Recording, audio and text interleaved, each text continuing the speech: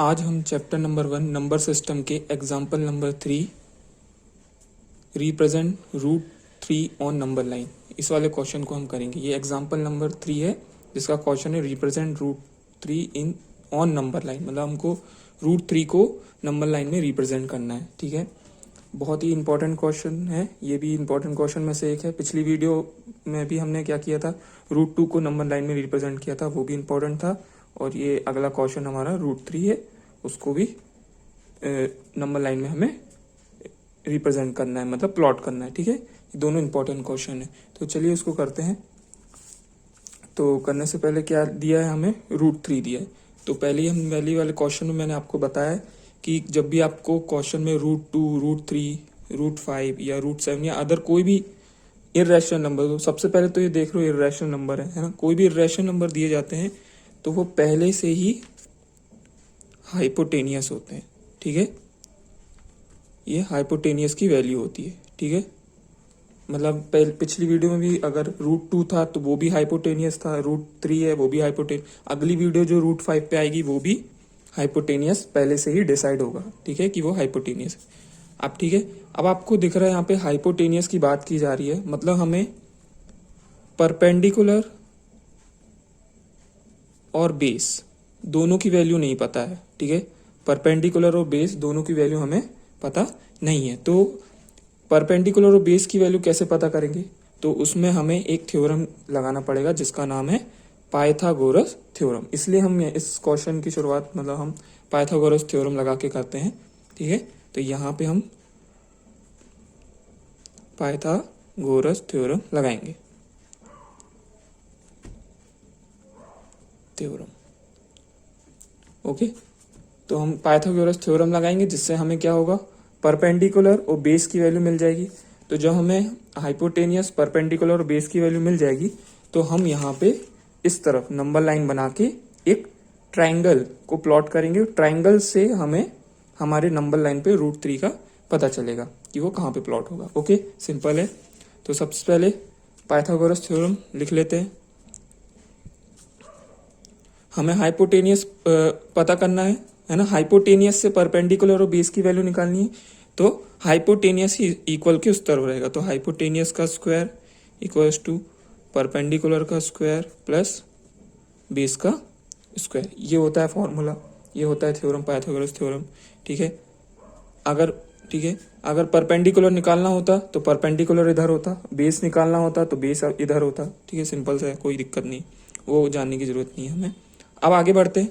अब क्या होगा, यहाँ पे h की पावर 2 है, इस तरफ इक्वल के उस तरफ जाके उधर परपेंडिकुलर और बेस के ऊपर रूट लग जाएगा। तो रूट में परपेंडिकुलर का स्क्वायर प्लस बेस का स्क्वायर, ये हो गया। ठीक है, सिंपल। यहाँ पे ब्रैकेट लगा देता हूँ क्योंकि ये दोनों रूट के अंदर है ना, तो इनको ब्रैकेट में लिखना पड़ेगा। ठीक है, ये हो गया। तो ये जो हमारा जो फाइनल फॉर्मूला बना है, ये है हमारा फॉर्मूला। इस पे हमें वैल्यू पता चलेगी परपेंडिकुलर और बेस की। ठीक है, हाइपोटेनियस की तो पहले से डिसाइड हो जाती है कि वो क्या है, जो भी क्वेश्चन होगा वही हाइपोटेनियस होगा, क्वेश्चन में निकालने के लिए दिया जाएगा। सिंपल। चलो, अब ये हो गया हमारा, ये हमारा फॉर्मूला। हमें क्या फॉर्मूला, तो ये भी है, हमने क्या किया, बस स्क्वायर को हटा के सामने इक्वल के उस तरफ रूट दे दिया। तो ये हमारा फाइनल फॉर्मूला हो गया। ठीक है, ये हमारा फाइनल फॉर्मूला। ठीक है, चलिए जो भी वैल्यू अभी अपने पास है वो हम इसमें पुट कर देते हैं इस फॉर्मूले में। अभी तो सिर्फ हमारे पास हाइपोटेनियस की वैल्यू ही है, तो हाइपोटेनियस की वैल्यू क्या है, रूट 3 इक्वल्स टू ना, हमें अभी हमारे पास परपेंडिकुलर की वैल्यू है ना बेस की वैल्यू है। ये अब परपेंडिकुलर और बेस की वैल्यू मिलेगी कहाँ से, तो परपेंडिकुलर और बेस की वैल्यू हमें हाइपोटेनियस की वैल्यू से ही मिलेगी। मतलब कहने का मतलब जो हाइपोटेनियस की वैल्यू है, जो हाइपोटेनियस दिया है रूट 3, इसी की वैल्यू से हमें परपेंडिकुलर और बेस की वैल्यू मिलेगी। ठीक है, तो हमें क्या करना पड़ेगा, इस रूट 3 के अंदर वाले जो 3 है उसको दो पार्ट में इस तरह से ब्रेक करना होगा। ब्रेक करने के बाद जो दो नंबर मिलेंगे उन दोनों नंबरों को इस फॉर्मूले में रखना होगा, और फॉर्मूले में रखने के बाद जस्ट इक्वल रूट 3 के आना चाहिए, तभी जाके हमें हमारे परपेंडिकुलर और बेस की वैल्यू मिलेगी। ठीक है, तो इसके लिए मैं अलग से कागज में आपको करूंगा। ये देखिए बहुत सिंपल है, ज़्यादा कठिन नहीं है। इस वाले में कर देता हूं मैं। देखिए, तो मैंने अभी बताया कि हाइपोटेनियस √3 है। तो मैंने अभी बताया कि हमें हाइपोटेनियस की जो वैल्यू है √3, इसी से ही परपेंडिकुलर और बेस की वैल्यू मिलेगी। ठीक है, ठीक है, तो हाइपोटेनियस की वैल्यू से हमें मिलेगी। ठीक है, अंदर वाले जो नंबर है 3, उसको हमें 2 पार्ट में ब्रेक करेंगे। ठीक है, चलो करते हैं। हाइपोटेनियस इक्वल्स टू 3, तो 3 को हम किस तरह से लिख सकते हैं? रूट में 1 + 2 ऐसे लिख सकते हैं। ठीक है, 1 + 2 क्या होता है? 3। ठीक है, अब ये ध्यान से देखना आप लोग। ठीक है, अब हमें क्या मिला है? तो ये फर्स्ट वाली हमारी परपेंडिकुलर की वैल्यू हो गई और सेकंड वाली बेस की वैल्यू। तो परपेंडिकुलर और ये हो गई बेस की वैल्यू। अभी क्वेश्चन खत्म नहीं हुआ, ध्यान से देखिएगा। अब हमें जो परपेंडिकुलर और बेस की वैल्यू मिल गई है, उसे हम इस वाले फॉर्मूले में रख के देखेंगे, और रखने के बाद इसके इक्वल आना चाहिए। अगर इसके इक्वल आता है तो हमारी परपेंडिकुलर और बेस की वैल्यू बिल्कुल सही है। तो थोड़ा ध्यान से देखिएगा। मैं एक बार वो फॉर्मूला लिख देता हूँ।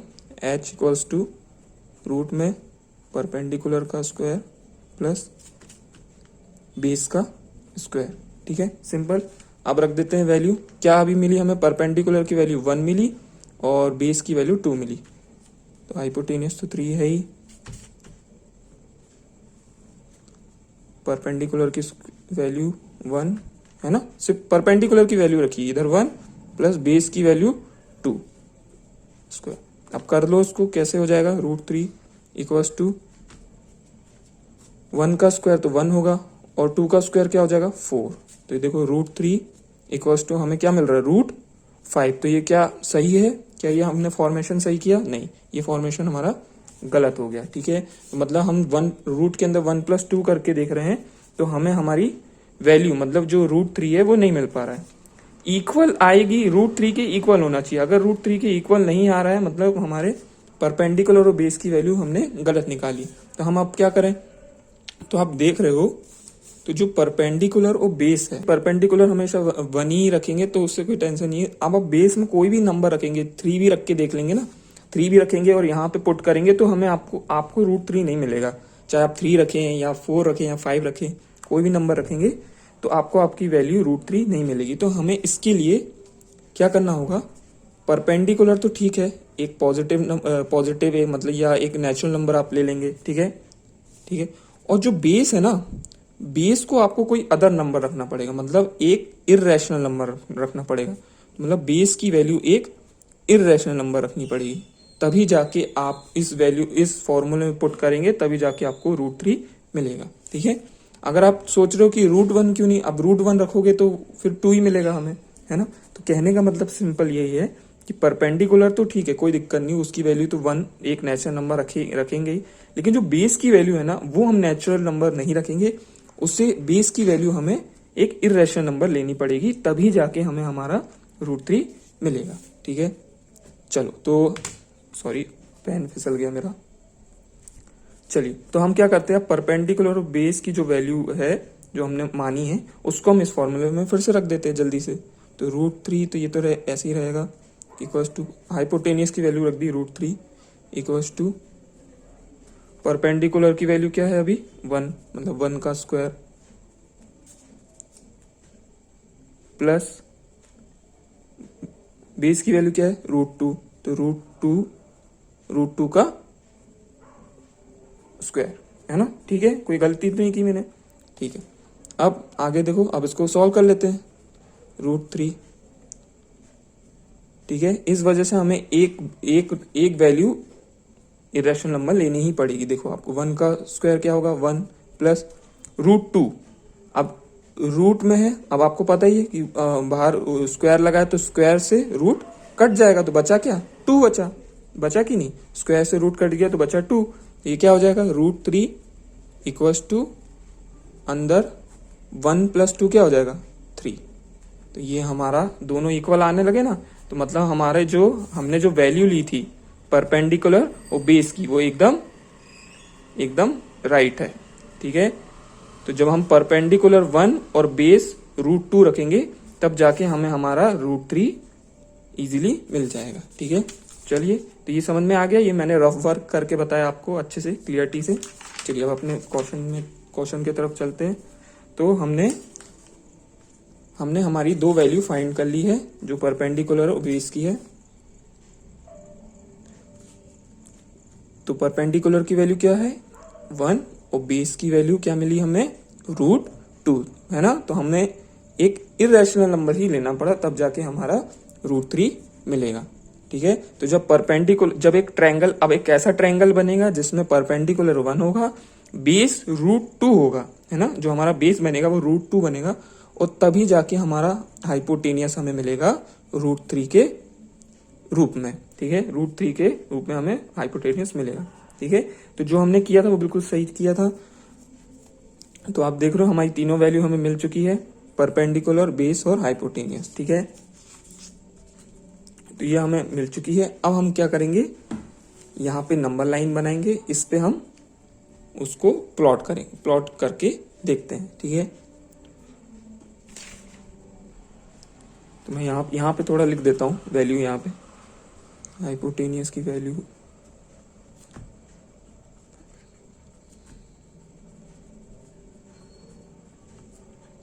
ठीक है, थोड़ा देखने में सही रहेगा। अब जल्दी से मैं यहाँ पे नंबर लाइन बना देता हूँ।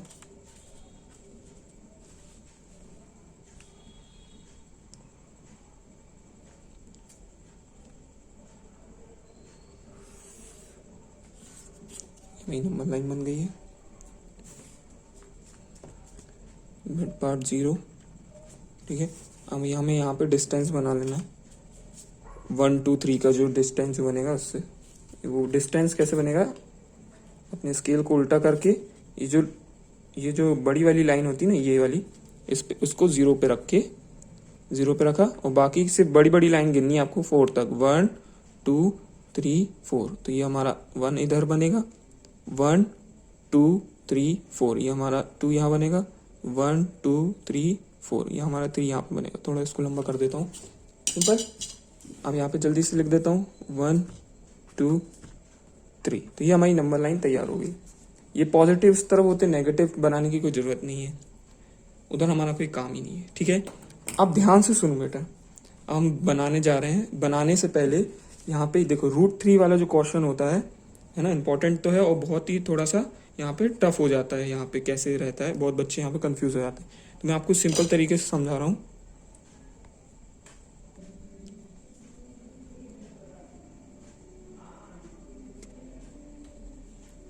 अब यहाँ पे बेटा ध्यान से देखो, है ना, ध्यान से फोकस बढ़ाओ अपना। और यहाँ पे देखो, ये हाइपोटेनियस की वैल्यू √3 है, वो तो निकालना ही हमें तो जरूरत पड़ेगी परपेंडिकुलर और बेस की, तभी तो √3 बनेगा। अब यहाँ पे देखो परपेंडिकुलर 1 है और बेस है √2। बेस क्या है, एक √2 है, मतलब बेस की जो वैल्यू है ना, एक इरेशनल नंबर है। ठीक है, मतलब आप देख पा रहे हो ये जो तीनों वैल्यू है, हाइपोटेनियस, परपेंडिकुलर और बेस की, इनमें से दो वैल्यू कैसी हैं, इरेशनल नंबर है। कैसी है, तो आप देख पा रहे हैं यहाँ पे जब दो वैल्यू इरेशनल नंबर है, ठीक है, तो इससे ये समझ में आता है कि जब दो इरेशनल नंबर आपको दिख रहे हैं, ये वाला तो ठीक है ना, दो इरेशनल नंबर दिख रहे हैं, तो मतलब नंबर लाइन में भी जो ट्रायंगल बनेंगे ना बेटा, वो दो ट्रायंगल प्लॉट होंगे। ठीक है, जब दो ट्रायंगल प्लॉट होंगे तब जाके हमें √3 बनेगा। मतलब एक √2 के लिए एक ट्रायंगल बनेगा और बाद में एक √3 के लिए एक ट्रायंगल बनेगा। समझ में आया, मतलब आप देख सकते हो, मैं अपनी पिछली वाली स्लाइड आपको दिखाता हूँ, जिसमें आप देख पा रहे हो कि यहाँ पे कितने इरेशनल नंबर हैं, सिर्फ एक ही था ना, तो कितने ट्रायंगल बने थे, सिर्फ एक ही ट्रायंगल बना था। समझ में आ रहा है, मैं आपको ट्रिक बता रहा हूँ सिंपल सी, कि एक ही था हमारे पास इरेशनल नंबर √2 में, बाकी तो ये सब नेचुरल नंबर थे। परपेंडिकुलर भी एक नेचुरल नंबर 1 और बेस भी एक नेचुरल नंबर था, तो नॉर्मली बन गया। ठीक है, और हमारा एक ही इरेशनल नंबर था, तो एक ही ट्रायंगल बना, सिंपल सा। लेकिन यहाँ पे आप देख पा रहे हो, यहाँ पे दो इरेशनल नंबर है, ये हाइपोटेनियस भी और बेस भी, ये तो होगा ही, है ना, लेकिन बेस भी एक इरेशनल नंबर है, तो हमें क्या करना पड़ेगा, दो ट्रायंगल बनाने पड़ेंगे। ठीक है, ऐसे लॉजिक लगा के भी आप समझ सकते हो। ठीक है, तो हमें यहाँ पे दो ट्रायंगल बनाने पड़ेंगे। सबसे पहले जब तक आप परपेंडिकुलर और बेस नहीं बना लेते तो आपको हाइपोटेनियस तो मिलने नहीं वाला, तो सबसे पहले तो आपको बेस बनाना पड़ेगा। है ना, और बेस तभी बनेगा जब √2 बनेगा। तो √2 के लिए हमें एक पूरा यहाँ पे ट्रायंगल प्लॉट करना पड़ेगा, तभी जाके आप √3 को बना पाओगे। ठीक है, अब तो जल्दी से समझ में आ गया होगा आपको कि हम √2 को क्यों प्लॉट करते हैं। तो जल्दी से हमें √2 को पहले प्लॉट करना पड़ेगा। तो √2 के लिए हमें क्या था कि परपेंडिकुलर 1 और बेस भी 1, है ना, परपेंडिकुलर 1 और बेस भी 1 होना चाहिए, तब जाके हमें √2 मिलेगा। ठीक है, सिंपली है। तो क्या करेंगे, सबसे पहले तो हमारा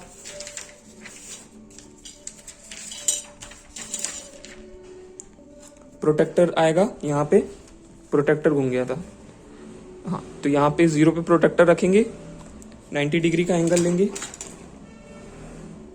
90 डिग्री का एंगल लेंगे यहाँ पे, ये हो गया हमारा 90 डिग्री का एंगल, ये परपेंडिकुलर हो गया। अभी आपको अगर थोड़ी कंफ्यूजन है तो धीरे धीरे सब समझ में आ जाएगा। यहाँ से हम एक परपेंडिकुलर लाइन खींच लेते हैं, ये हमने खींच ली, ये हमारा परपेंडिकुलर बन गया। और देखो बेस क्या है, बेस भी 1 है, तो बेस तो नीचे वाला होता है ना, तो 0 से 1 क्या होगा, बेस हो जाएगा। तो इसको मैं हाईलाइट कर देता हूँ, ये हमारा बेस हो गया। तो बेस तो सही है, बेस इक्वल 1 है, 0 से लेके 1 तक बेस है। लेकिन आप देख रहे हो 0 से लेके ये कितना लंबा जा रहा है, ये क्या 1 दिख रहा है आपको, नहीं। तो आपको भी इसको परपेंडिकुलर को भी 1 बनाना पड़ेगा। तो क्या करोगे, राउंडर लोगे, राउंडर की निब को 0 पे रख के यहाँ से 0 से लेके 1 तक का डिस्टेंस ले लोगे, डिस्टेंस ले लिया। अब डिस्टेंस लेने के बाद यहाँ पे एक आर्क काट दोगे, तो ये आपको परपेंडिकुलर भी 1 मिल जाएगा एक्यूरेट। तो ये आपको परपेंडिकुलर 1 मिल गया। ठीक है, तो बेस भी 1, 0 से 1 बेस, 0 से 1 परपेंडिकुलर। तो आपको बेस और तो बेस 1 और परपेंडिकुलर 1, तो ये हमारा हाइपोटेनियस क्या मिल जाएगा, हमारा हाइपोटेनियस हमें √2 मिल जाएगा। मतलब आप समझ रहे हो, मतलब ये जो हमारा √2 बन गया है, ये हमारा √2 मिल गया। तो ये अब जो हमारा √2 हमें जो मिला है ना बेटा, तो इसको ही हम एज अ बेस लेंगे। ठीक है, क्योंकि बेस की वैल्यू क्या है, √2 है, तो ये हमारा होगा अब ये हमारा बेस होगा। ठीक है, मतलब एक ट्रायंगल बन गया ना, अब एक ट्रायंगल बन गया, अब दूसरा ट्रायंगल कौन सा बनेगा, हाइपोटेनियस के लिए जो √3 है। ठीक है, तो एक ट्रायंगल बन गया, और एक ट्रायंगल जो बन गया है, ठीक है, अब यहाँ पे आप देख भी सकते हो बेस है, इसको हम बेस लेंगे बेटा, है ना। तो अब हमारा ये बेस नहीं होगा बेटा, हमारा बेस ये होगा। ठीक है, ये हमारा बेस होगा। तो इसको ऐसे लिख सकता हूं मैं, b इक्वल्स टू, है ना, क्योंकि बेस की वैल्यू क्या है, √2, तो ये यहां से लेके जो यहां तक है, अब ये हमारा बेस होगा। ठीक है, अब हमें क्या करना है, अब हम बनाते हैं √3 के लिए। ठीक है, √3 के लिए बनाने के लिए आपको पता है, अब मान के, अब तो ये बेस है हमारा, है ना, हमारा बेस तो ये है, तो हमें अब परपेंडिकुलर लेना पड़ेगा। तो परपेंडिकुलर, अब ये आपका जो बेस है, तो मान के चलो 0 से, और ये हो गया 1, मान के चलो 0 से ये 1 हो गया। तो अब 0 पे क्या रख लो, 90 डिग्री का एंगल परपेंडिकुलर बनाने के लिए, है ना। यहाँ पे 1 मिनट अच्छे से रख देता हूं, ये देखो बिल्कुल ठीक है, 0 पे एकदम इक्वल रखा है कि ये जो लाइन है बिल्कुल इसके इक्वल होनी चाहिए। ऐसे ही देखो, एक बार दिखा देता हूँ, ये मैंने ये एकदम एक्यूरेट लाइन के उस पर रख दिया है। ठीक है, ये रख दिया, तो ये हमारा 90 डिग्री का एंगल कहाँ से बन रहा है, इधर से, इधर पे पॉइंट कर दिया, तो ये हमारा 90 डिग्री का एंगल बन गया। ये पॉइंट है ना, ये अब यहां से यहां तक मैं लाइन खींच देता हूं,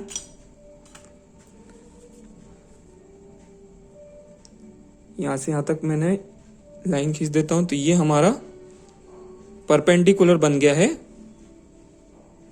किसके लिए, √3 के लिए अभी। ठीक है, तो बेस तो ठीक है, बेस हमको तो मिल गया है, बेस क्या है, √2 है ना, बेस √2 है, तो ये बेस तो बन चुका है।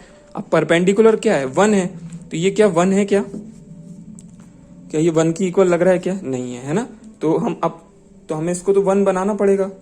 तो 1 बनाने के लिए क्या करेंगे हम, देखो अब क्या करेंगे, तो 1 आपको 1 का डिस्टेंस कहां से दिख रहा है, ये दिख रहा है 0 से 1, तो 0 से 1 का डिस्टेंस ले लो, यहीं से मिल जाएगा आपको, 0 से 1 का डिस्टेंस ये मिल गया आपको, 0 से 1 का डिस्टेंस मिल गया। और आप क्या करो, 0 से यहां पे रखो, 0 से, और ये आपको आपका परपेंडिकुलर मिल गया। अब आप क्या करो, जब पर ये ठीक है, यहाँ लिख दो परपेंडिकुलर 1, ठीक है। तो अब जब परपेंडिकुलर 1 और बेस है √2, तो ये यहाँ से ये यहाँ तक जो हमारा हाइपोटेनियस बनेगा वो √3 बन जाएगा। तो इसको यहाँ से यहाँ तक जोड़ दो, तो बन गए ना 2 ट्रायंगल, ठीक है। एक ये वाला, एक ये वाला, और एक अगर मैं इसको ऐसे घुमाऊ दूं, अगर मैं इसको ऐसे घुमा दूं तो एक ये वाला, ठीक है। एक ये वाला, एक ये वाला, 2 ट्रायंगल बने कि नहीं बने। तो ये वाला जो ट्रायंगल है √2 के लिए बना, और ये वाला जो ट्रायंगल है √3 के लिए। तो आप देख रहे हो यहां से यहां तक ये क्या होती है, हाइपोटेनियस। तो हाइपोटेनियस हमें क्या मिल गई, √3 मिल गई। सिंपल, ये हमारा हाइपोटेनियस हो गया। अब क्या करना है आपको, अब आपको यहाँ नंबर लाइन में प्लॉट करना है। तो कुछ नहीं करना आपको, हाइपोटेनियस की डिस्टेंस, हाइपोटेनियस की जो डिस्टेंस है हम राउंडर से निकाल लेंगे। तो उसको थोड़ा स्ट्रेच कर लेता हूँ, पॉइंट यहाँ से लेके ये हाइपोटेनियस, ये देखो, ठीक है। ये देखो, ये मैंने क्या किया, यहाँ से लेके यहाँ रखा, ये देखो ये देखो, ये हमें हमारा √3 मिल चुका है। बस अब कुछ नहीं करना है, प्लॉट करना है। तो 0 पे रखेंगे, ये है लंबा लाइन, यहाँ पे हम प्लॉट कर देते हैं, ठीक है। ये √3 का ही आर्क था, यहाँ से लेके यहाँ तक ये √3 है हाइपोटेनियस। हमने क्या किया, 0 पे रखा, यहाँ पे आर्क काट दिया। तो जो ये आर्क कटा है ना बेटा, तो ये हमारा √3, ठीक है। ये हमारा √3 है, ठीक है। तो √3 हमें यहाँ मिल गया, ठीक है। तो ये हमारा क्वेश्चन यहाँ से खत्म होता है, ठीक है। तो √3 एक चीज और बताना चाहता हूँ कि √3 की वैल्यू जैसे √2 की बताई थी 1.14 होती है, वैसे ही √3 की होती है 1.73, ऐसे समथिंग ये होती है। आप चाहो तो कैलकुलेटर से भी निकाल के देख सकते हो, √3 की वैल्यू 1.73 ये होती है, ठीक है। तो आप ये भी यहाँ से भी अंदाजा लगा सकते हो कि 1 से लेके 2 का मिड पार्ट कुछ यहाँ होगा 1.5, है ना। 1.5 हमें यहाँ मिलेगा, और 1.7 जो है 1.7 जो है हमें यहीं मिलेगा, ठीक है। ये हो गया मिड पार्ट 1.5, 1.6, और ये हो गया हमारा 1.7। तो 1.7 की वैल्यू क्या है, √3। तो ये हमारा हमें √3 मिल गया। ये तो मैं ऐसी नॉलेज के लिए बता रहा हूँ, बस आपको यहाँ पे √3 आपने प्लॉट कर दिया तो आपका यहाँ पे क्वेश्चन सॉल्व हो गया, ठीक है। आपको वीडियो पसंद आई हो तो सपोर्ट करिएगा, और 3/7 क्लासेस को सब्सक्राइब कीजिएगा। Thank you so much.